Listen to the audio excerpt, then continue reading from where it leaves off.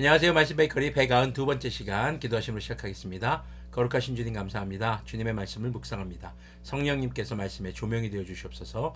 우리 주 예수님의 이름으로 기도합니다. 아멘. 네, 오늘 보실 말씀은 출애굽기 24장 1절에서 18절까지의 말씀입니다. 주님께서 모세에게 말씀하셨다. 너는 아론과 나답과 아비후와 이스라엘의 장로 70명과 함께 나 주님에게 올라와 멀찍이 엎드려서 나를 경배하여라. 모세 너 혼자서만 나 주님께로 너 가까이 나오고 그들이 나에게 가까이 와서는 안 된다. 백성은 너와 함께 올라오지 않게 하여라.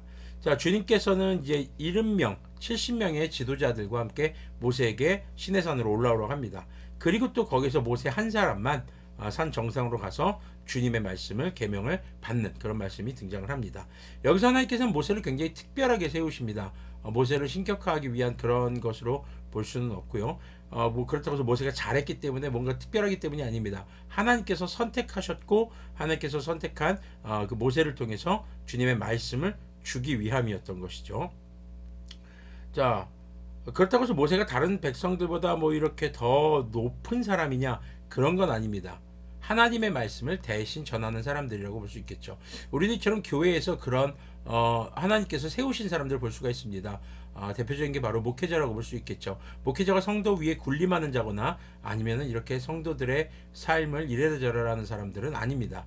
다만 하나님의 말씀을 전하는 자, 또 주님께서 세우신 교회의 치리자로 하나님의 뜻을 교회 가운데 펼치는 것이 그것이 이제 또 목회자 할 일이겠죠. 또 목회자뿐만이 아니라 교회 안에 여러 지도자들이 있습니다. 그들이 다른 사람들보다 높은 사람이 아니라 역할이 정해져 있는 사람이라는 것. 모세의 역할은 이렇게 하나님의 말씀을 받아서 백성들에게 전하고 가르치는 그런 역할인 것을 우리가 또 한번 생각해 보게 됩니다. 3절 계속 보면요. 모세가 내려와서 백성에게 주님의 말씀과 법규를 모두 전하니 온 백성이 한 목소리로 주님께서 명하신 모든 말씀을 지키겠다고 대답하였다.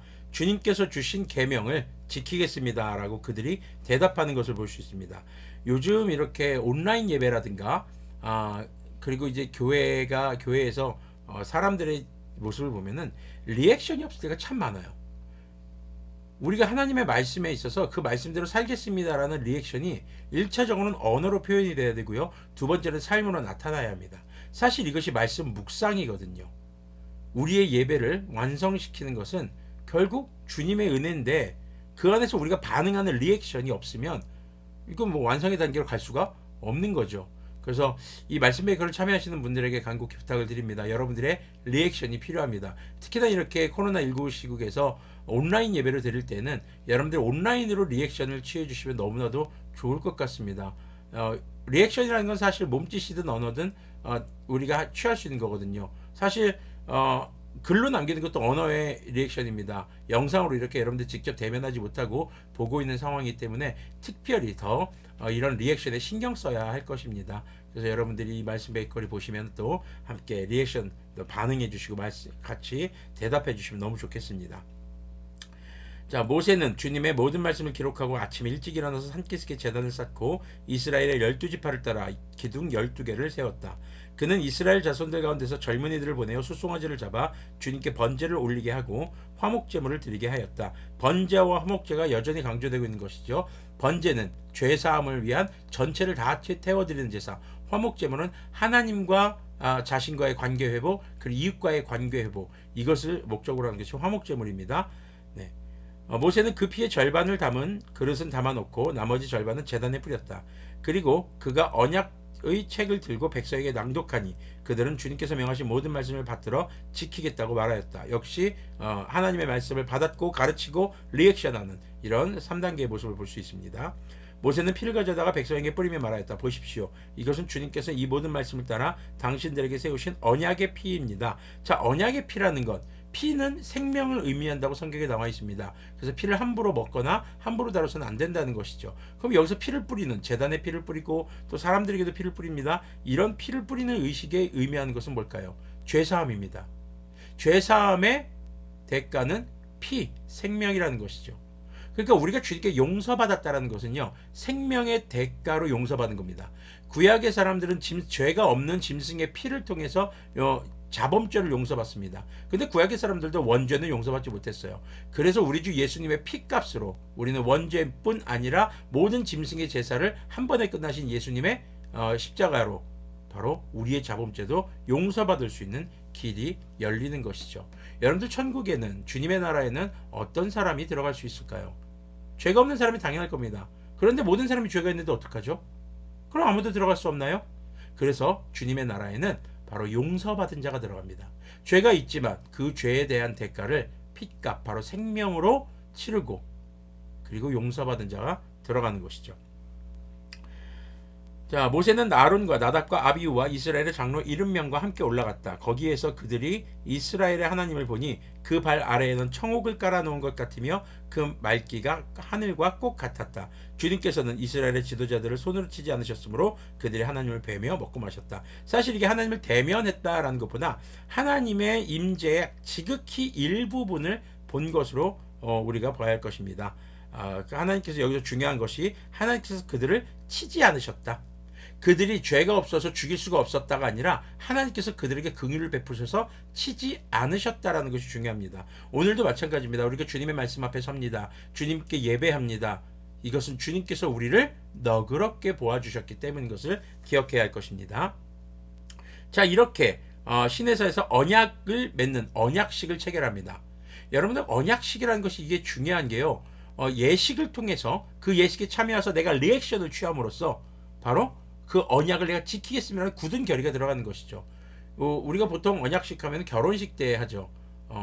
신랑 누구누구는, 신부 누구누구는 하면 우리는 네라고 대답하죠. 다 정해진 대답 같고요. 의미 없는 대답 같기도 합니다. 그런데요, 그렇게 대답함으로써 내가 다시 한번 내 사랑하는 아내를, 내 사랑하는 남편을 사랑하고 그들에 대한 책임을, 그리고 절대 한눈 팔지 않겠다라는 그런 단호한 결단이 그 대답 안에 들어가게 되는 것이죠. 그래서요, 결혼식, 장례식, 이런 예식들, 그런 예식이 중요한 겁니다. 언약식은요, 하나님께서 말씀을 주십니다. 모세를 통해 주십니다. 모세는 또 백성들에게 가르칩니다. 그것을 백성들은 리액션, 제가 그렇게 지키겠습니다 대답하고 지키는 삶, 이것을 통해서 언약식이 완성이 되는 것입니다. 주님의 은혜로 시작된 언약식은 우리의 리액션으로 완성되는 것임을 기억하시길 바랍니다. 12절부터 계속 보겠습니다.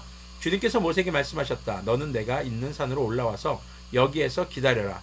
그러면 내가 백성을 가르치려고 몸소 돌판에 기록한 율법과 계명을 너에게 주겠다. 모세가 일어나서 자기의 부관 여호수아와 함께 하나님의 산으로 올라갔다. 자, 이제 여호수아를 데리고 다녀요. 이제 여호수아서 보면은 모세의 시종 눈의 아들 여호수아라고 나오는데, 여호수아가 이제 차기 리더로서 조금씩 드러나기 시작합니다. 올라가기 앞서 모세는 장로들에게 일러두었다. 우리가 여러분들에게 돌아올 때까지 여기에서 우리를 기다리고 있으십시오. 아론과 훌이 여러분과 함께 있을 것이니 문제 있는 사람은 누군지 그들에게로 가십시오. 좀 오래 있을 것을 예상한 것 같습니다. 그래서 재판할 일이 있으면 아론과 훌에게 가십시오 라고 하는 겁니다. 모세가 산에 오르니 구름이 산을 덮었다. 주님의 영광이 시내산 위에 머무르고 엿새 동안 구름이 산을 덮었다. 이튿날 주님께서 구름 가운데 모세를 부르셨다. 이스라엘 자손의 눈에는 주님의 영광이 마치 산 꼭대기에서 타오르는 불처럼 보였다. 모세는 구름 가운데를 지나 산 위로 올라가서 밤낮 40일을 그 산에 머물렀다.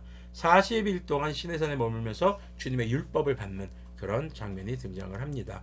자, 하나님께서는 그냥 모세만 따로 부르셔도 됐는데 굉장히 시청각 교육을 잘 쓰세요.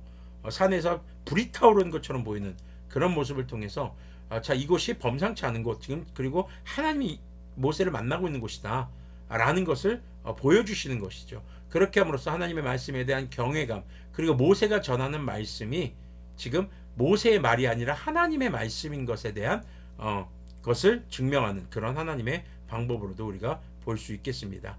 자, 여러분들, 오늘 말씀을 보면서 이제 우리가 6월 이 둘째 주까지는 이제 내일부터는 시편의 말씀을 잠시 또 묵상하게 될 것입니다. 그리고 다시 출애굽기 말씀으로 돌아오도록 하겠습니다. 여러분들이 이 언약식을 보시면서 기억하십시오. 하나님의 말씀을 주십니다. 누구를 통해서요? 지도자를 통해서요. 지도자는 하나님의 말씀을 받아서 가르칩니다. 백성들은 리액션을 합니다. 말씀을 주시고 지도자는 받아서 가르치고, 말씀을 받은 성도들, 우리들은 그에 맞는 리액션, 언어와 삶의 리액션이 필요하다는 것을 기억하셨으면 좋겠습니다. 그렇게 행함이 있는 살아있는 믿음의 소유자들이 되시기를 소망합니다. 기도하겠습니다. 거룩하신 주님, 감사합니다. 오늘도 주님의 말씀 앞에서 반응하고 대답하고 또 삶으로 살아가는 그런 살아있는 그리스도인의 삶이 되도록 긍휼을 베풀어 주시옵소서. 우리 주 예수님의 이름으로 기도합니다. 아멘. 네, 성경의 말씀 혼자 읽기 어렵습니다. 하지만 주님의 말씀이죠. 그 말씀을 가르치기 위해 열심히 공부한 목회자들이 있습니다.